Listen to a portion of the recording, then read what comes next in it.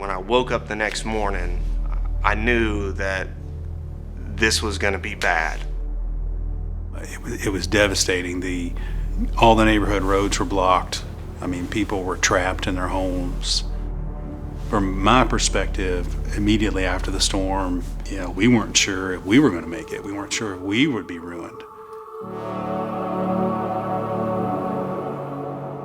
As you got out on the main roads, it became very apparent that this was way worse than what we could even have imagined. Oh man, just devastation. Fences down, roof shingles all over the place, trees everywhere. You just seen trees over trees over trees. Trees, you can hear the trees snapping. Where I was at, the trees were just gone. They were laying on our cars and across the driveway and across the road. And all of a sudden I heard boom!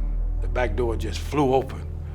So I went back to the house, there's the back door. Then all of a sudden, the kitchen window, it went out. All the windows in the living room blew out. Some of the back rooms blew out.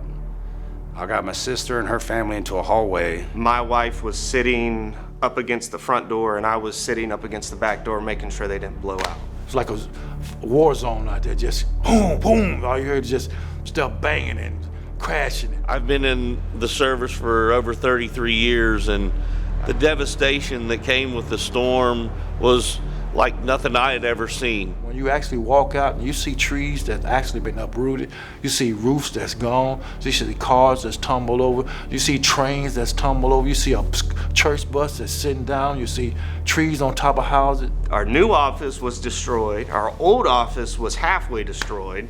We were working out of a mobile office in the parking lot. To think that I've been promising people for 16 years, I've been promising everybody in Bay County, if we ever get hit, we're here, we're coming to help. And I wasn't sure whether we're going to be able to come to help.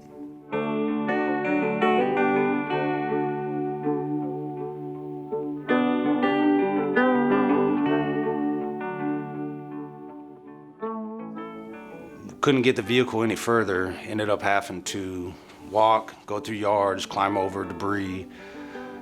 Once I got to my house, it was pretty much destroyed. It had a tree going through the kitchen and the living room. But it was a real delicate balance of trying to find out where my coworkers were, where that ServPro Bay County family was, if they were safe, if their families were safe.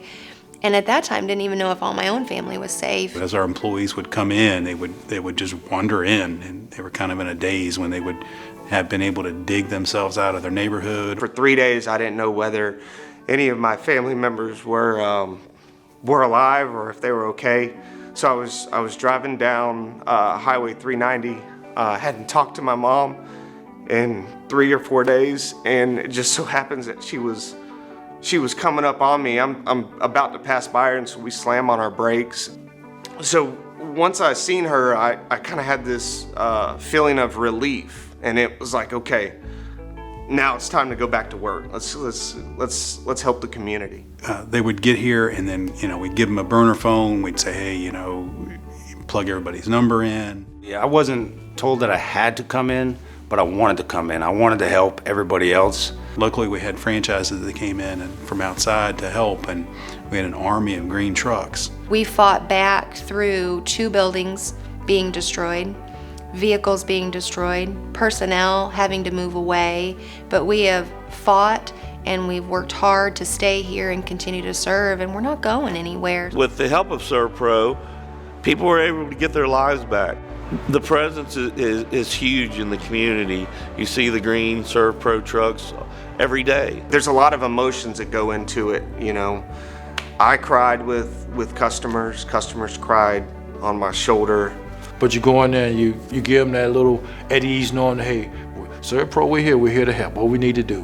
While they were being professional in what they were doing and they were taking care of their job, they were also taking care of me. That meant a lot. Every mile on my mind leads to you. It leads to you. Every mile. I want to close the book on Michael.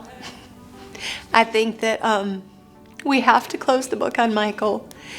And I think that we're doing it.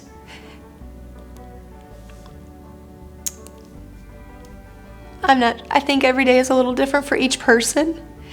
My goal is January 1, Michael goes away. It's not an overnight fix. And a lot of folks think it's not an overnight fix. You're going to have to get back together, keep your faith, keep your head up, and keep going forward. Because Michael is behind us. It's going to be a story we're going to tell our kids, our grandkids, our great-grandkids.